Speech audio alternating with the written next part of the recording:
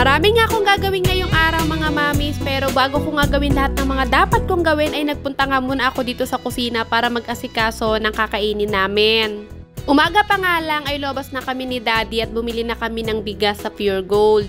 Sakto din naman kasi talaga ay wala na akong sasaingin dahil ubos na nga yung red rice ni Athena. Ito nga't binuhos ko na dito sa lagayan. Saktong 2 kilo pala to mga mamis at saktong-sakto lang siya dito sa may lagayan ko nga. At dahil si Athena lang naman nakakain ngayong araw, half cup nga lang yung kinuha kong bigas. Itong half cup na to medyo madami-dami naman na to kapag naluto. Kumakain naman kami ni Daddy mga mamis pero sa ulam lang kami kasi ngayon nga ay medyo nagda-diet kami dahil kung nakikita nyo naman talaga namang naglalakihan kaming dalawa ni Daddy. Sa mga nagtatanong naman kung bakit naka-red rice si Athena, mas healthy kasi to mga mamis compared sa white rice. Medyo mas mahal nga lang siya pero konti lang naman. At karamihan talaga sa mga nagda-diet or nag-healthy living, ang kinakain talaga nila imbis na white rice, red rice, brown rice o di naman kaya ay black rice. Kung tatanungin nyo naman mga mami sa mga hindi pa nakakatry mag-red rice kung anong lasa neto, wala siyang lasa mga mamis kumpara sa white rice. Mas masarap kasi talaga yung white rice. Itong red rice mga mamis medyo may pagkamagaspang siya at pagkatapos dry nga siya. Habang nakababad nga muna yung red rice sa tubig, ito nga sinimulan ko naman ng hiwain yung repolyo. Meron pa talaga kaming natira sa rep, yung mga nakaraan ko pa yung repolyo at pagkatapos bumili ulit ako ng panibago. Napapadalas nga yung pag-i-stack ko ng repolyo dito sa rep kasi nga ito yung gulay na madali lang talagang igisa at masarap i-partner sa mga pritong ulam. Pagtapos ko ang hiwain yung repolyo, nakapaghiwa na rin ako ng sibuyas at bawang at pagkatapos pumunta nga muna ako dito sa lababo para hugasan yung konting hugasan na natitira dito. At pagkatapos sinabay ko na nga rin kuskusin itong lababo para naman mawala yung mga sebo-sebo niya. Etong ginagamit kong pangkuskus dito sa lababo ay dito ko lang naman talaga yung pinangkukuskus. Hindi ko na ginagamit sa ibang bagay gaya ng mga kaserola or mga plato. Tapos nga ng 20 minutes mga mamis, itong at binalikan ko naman na yung red rice na binabad ko kanina. Sa pagsasaing pala neto mga mamis ay hindi siya gaya ng white rice na mabilis lang maluto. Ito naman ay medyo may katagalan maluto kahit nababad mo na siya ng 20 or 30 minutes. Pagkatapos ka ng ilang minuto ay naluto na rin naman na yung red rice. Sunod ko namang lulutuin na yung magiging ulam namin. Sabi ko nga sa inyo kanina, masarap talagang i-partner sa repolyo ay yung mga pritong ulam. Kaya naman ang i-partner ko dito, itong ginawa kong lumpiang sardinas. Magdadalawang linggo na ata simula nung ginawa ko to, pero hindi pa naman sira to mga mamis kasi naka-freezer naman to. At bukod doon, ngayon ko lang talaga to binalot sa lumpia wrapper. Ito na nga lang yung natitirang lumpiang sardinas na ginawa ko, kaya naman nilahat ko ng iprito. Habang piniprito ko nga tong lumpiang sardinas ay nagsi-cellphone ako. Ito nga't kaka-cellphone ko, ayan, nasunugan pa ako. Simpleng prito na nga lang, hindi ko pa magawa. Feeling ko hindi pa talaga ako pwedeng mag-asawa. Charot!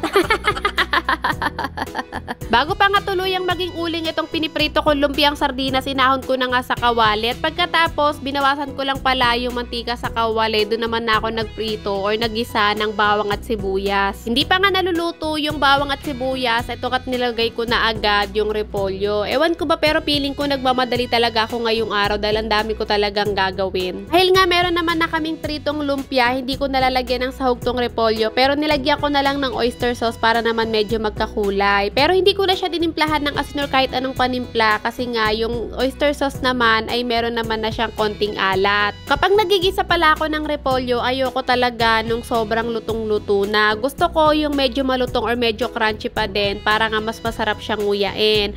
Pagkatapos ko nga magluto ng ulam namin, pumunta nga agad ako dito sa kusina para naman kunin itong pinaikot kong mga damit ni Daddy kaninang umaga. Hinahabol ko kasi yung araw ng tanghali hanggang hapon para nga matuyo agad tong mga damit ni Daddy kasi nga kailangan ko lang ibalik tong sampayan dito sa kapitbahay ko dahil kinabukasan kailangan niya namang gamitin to. Hanggang ngayon kasi mga mami sa hindi pa rin talaga nagagawa yung sampayan namin. Kaya naman ito, lagi pa din ako nangihiram sa kapitbahay namin. Actually, dalawa naman yung sampayan ng kapitbahay ko. Meron din naman siyang sampayan sa gilid ng bahay niya. Pero mas pinipili ko na nga lang hiramin tong isa para nga hindi ako mahirapan din na tingala ako ng tingala. Buti na nga lang din ay bago ako magkasakit nung nakaraan, nakapaglaba muna ako ng ibang mga damit namin, pati damit ni Daddy, kaya konti lang yung labahan namin ngayon. Pero inuna ko na lang muna nga yung damit ni Daddy dahil si Daddy yung nagkatrabaho sa amin at araw-araw umaalis. Pagkatapos ko naman isampay yung mga damit ni Daddy, sunod ko naman gagawin ay tatanggalin ko naman itong sofa cover. Naalala nyo, nagreban nga kami 2 weeks ago at simula talaga nung nagreban kami ay hindi ko talaga natanggal or napalitan or nalabahan itong sofa cover.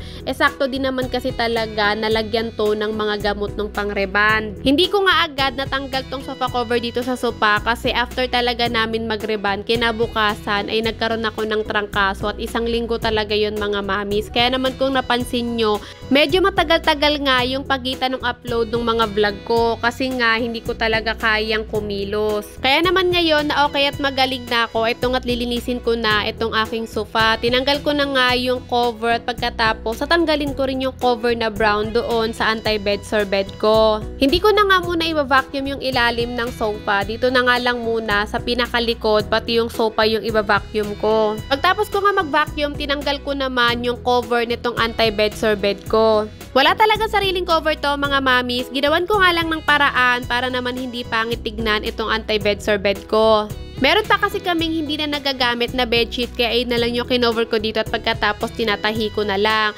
Pinapalitan ko siya every 2 weeks at iisa lang talaga yung kulay ng bedsheet. Ma-share ko nga lang sa inyo mga mamis, alam nyo ba nung bedridden pa ako at gamit-gamit ko tong anti-bed sorbet ko, never ko talagang naihian or never talagang tumagos yung ihi ko sa anti-bed sorbet ko na to. Kasi nung mga time na yon mga mamis, bedridden lang naman ako pero nakapagsalita pa din naman ako. So sinasabi ko talaga sa kanila na kapag nakadalawang beses na ihi na ako sa diaper ko noon ay palitan na agad ako kasi hindi rin talaga ako komportable na mapupuno yung diaper ko o di naman kaya mababasa yung higaan ko. Lalong-lalo na nga noon mga mamis nung time na yon ay meron talaga akong mga bedsore na kailangan namin talagang pagalingin. Kaya hanggat maaari nga talaga nung mga time na bedridden ako ay kailangan talaga nagpapalit agad ako ng diaper.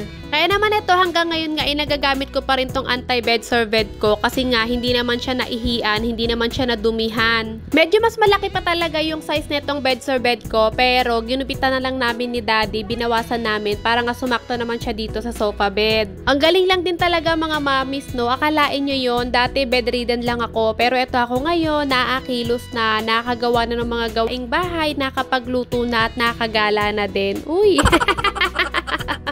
Tapos na nga ako makapaglinis sa sala, ito namang mga kumot, pati mga punda, at pati na rin yung cover ng aking sofa, inilagay ko nga muna dito sa washing. Hindi ko muna ito papaikutin kasi nga pag napaikot ko to, wala naman ako magiging sampayan.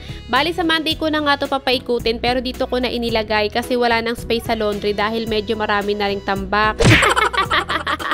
Pag wala kasing laman na labahan yung laundry namin ay puro helmet yung laman nun. Kaya naman dito ko na lang ilalagay itong mga to. Medyo nakaramdam nga ako ng uhaw kaya naman ito nga uminom muna ako. Pinag-iisipan ko kung i-vacuum ko ba yung mga pader or yung mga kisame kasi nga medyo maalikabok na. Pero dahil tinatamad na ako at nakaramdam na ako ng pagod, sabi ko nga ay sa susunod na araw na lang. Naghahabol din kasi kami ng oras ni Daddy dahil nga sasamahan ko siya na magpunta sa barangay. Hindi naman talaga siya nagpapasama sa akin, ako lang talaga yung nagpumilit. Syempre mga mami, sa ganda kong to, dapat binabalandra talaga ako sa labas. Charot! Ang totoo niyan mga mamis, kaya talaga ako sasama kay Daddy sa barangay kasi nga 3 taon na kaming nakatira dito sa Caloocan pero hindi pa rin namin alam kung saan yung barangay namin or saang barangay kami nasasakop. At kaya naman kami pupunta ng barangay kasi nga merong inaasikaso si Daddyng mga papel at kailangan niya muna magpunta sa barangay para kumuha ng barangay clearance at barangay ID.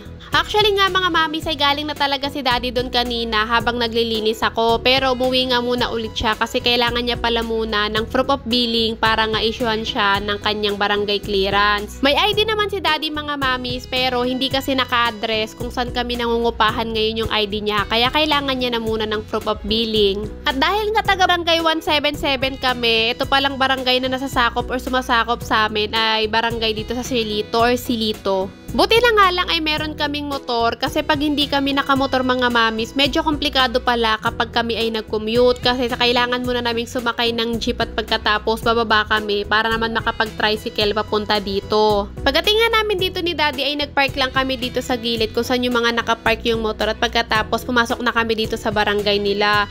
In fairness sa barangay nila dito mga mamis, ang bango amoy eskwelahan. Siguro dahil katabi nga lang nila yung school, pagkatapos meron din palang school dito sa loob ng barangay pero pang kinder lang. Nakakuha na nga si Daddy ng kanyang barangay clearance pati barangay ID kaya naman ito at bumalik kami sa motor at bumiyahe na kami ulit pa uwi. Mabilis na lang nakakuha si Daddy ng barangay ID pati barangay clearance kasi nga hindi na madami yung tao at bukod doon mga bandang alas 4 na din kasi ng hapon to. Ilang beses na kaming dumadaan dito dati ni Daddy pero hindi namin alam na dito pala yung barangay Shilito or yung barangay ng 177. Nung nakauwi na kami ni Daddy galing sa barangay, si Daddy ay dumiretso na sa CR para nga maligo at para makaalis na at pumasok na sa trabaho. Ako naman nagpahinga lang ako saglit at pagkatapos sinasikaso ko naman itong mga chili oil na ginawa ko. Kagabi ko pa talaga naluto itong chili oil na to at pagkatapos nailagay ko na sa mga jar.